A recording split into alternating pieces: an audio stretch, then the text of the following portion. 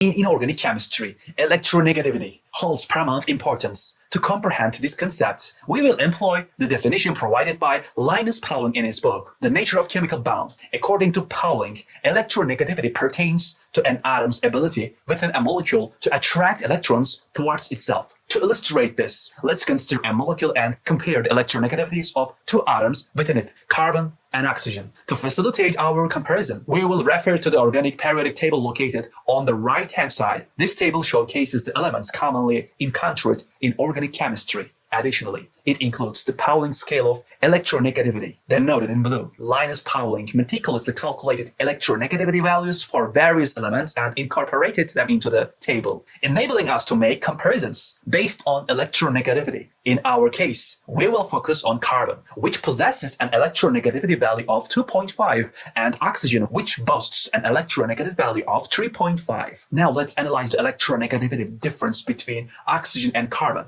As we established, oxygen has a higher electronegativity value compared to carbon. According to the definition we mentioned earlier, this means that oxygen possesses a greater ability to attract electrons towards itself than carbon does. When we consider the covalent bonds between carbon and oxygen, we observe that the shared electrons are distributed unevenly due to oxygen's higher electronegativity. It exerts a stronger pull on the electrons represented in red, bringing them closer to itself. Since electrons carry a negative charge, the oxygen atom acquires a partial negative charge. We denote this as partial negative using the lowercase Greek letter delta. Consequently, the oxygen atom becomes partial negative as it attracts the electrons closer to itself. Another way to represent this movement of electrons is through the use of a peculiar arrow. The arrow points in the direction of electron movement, indicating the shift of the red electrons towards oxygen. As a result, carbon experiences a loss of these red electrons. In the case of carbon and oxygen, carbon experiences a loss of electron density and negative charge. As a result, carbon becomes partially positive, while oxygen becomes partially negative. This creates a polarized situation with a partial negative charge on one side and a partial positive charge on the other side. Although it remains a covalent bond, it is a polarized covalent bond due to the disparities in electronegativity between two atoms. Let's consider a few more examples to illustrate the impact of electronegativity differences. If we have a molecule with two carbon atoms, and both carbons have the same electronegative value, such as 2.5. There is no difference in electronegativity between them. If we consider a molecule with two carbon atoms, where both carbon atoms have the same electronegativity value, such as 3.5, there is no difference in electronegativity between them. As a result, the electrons in red will remain in the middle and be shared equally between the two carbon atoms. This type of bond is called a nonpolar covalent bond, indicating the absence of a polarity situation. Now, let's compare carbon to hydrogen. The electronegativity value of carbon is 2.5, while hydrogen has a value of 2.5. The difference in electronegativity between carbon and hydrogen is 0.4, which is relatively small. Therefore, most textbooks would classify the bond between carbon and hydrogen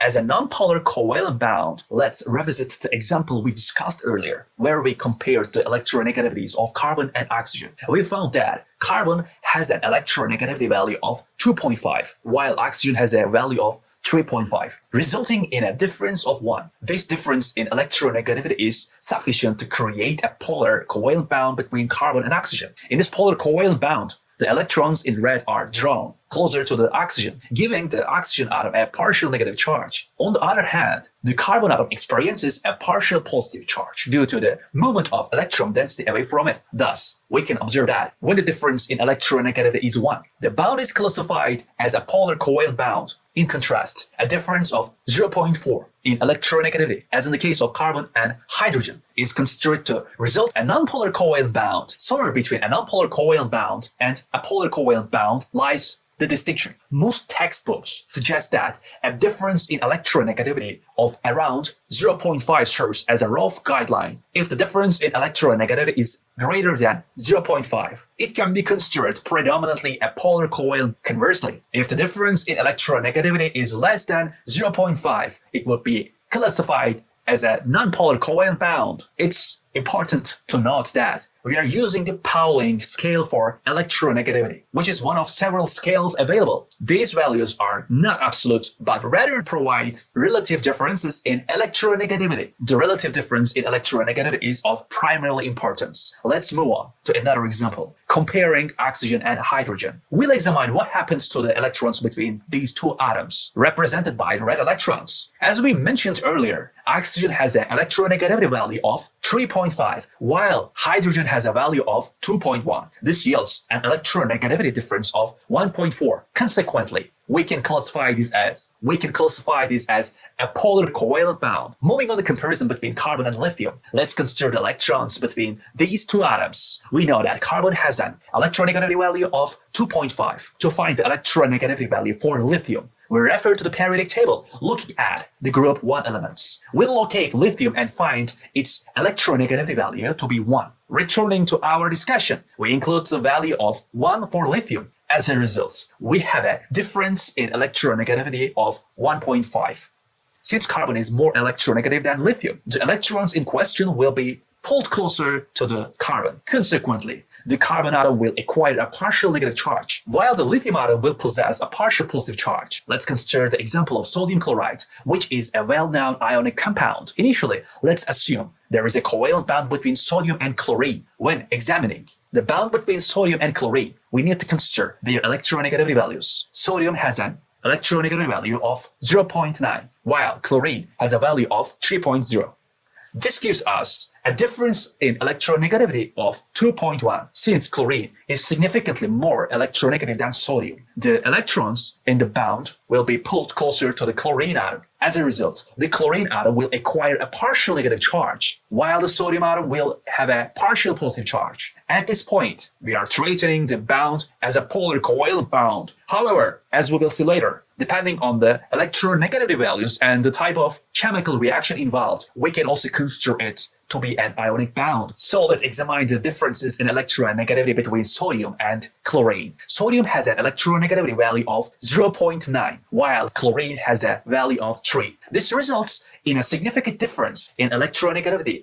It's important to note that chlorine is much more electronegative than sodium. Due to this substantial difference in electronegativity, chlorine attraction for electrons is so strong that it no longer shares electrons with sodium. Instead, chlorine completely takes possession of the two electrons in red between sodium and chlorine. To illustrate this, I will redraw the bond, showing chlorine surrounded by 8 electrons, including the 2 electrons it took from sodium. This phenomenon is characteristic of an ionic bond, where one atom essentially steals electrons from another due to a large difference in electronegativity. In the case of sodium chloride, chlorine is the electron acceptor, gaining a negative charge, while sodium becomes a positively charged ion. This gives rise to the formation of sodium chloride as an ionic compound rather than a covalent one. As a result, those 2 electrons in red are effectively stolen by chlorine, having sodium behind. Consequently, chlorine gains an additional electron, resulting in a formal charge of -1. On the other hand, sodium loses an electron,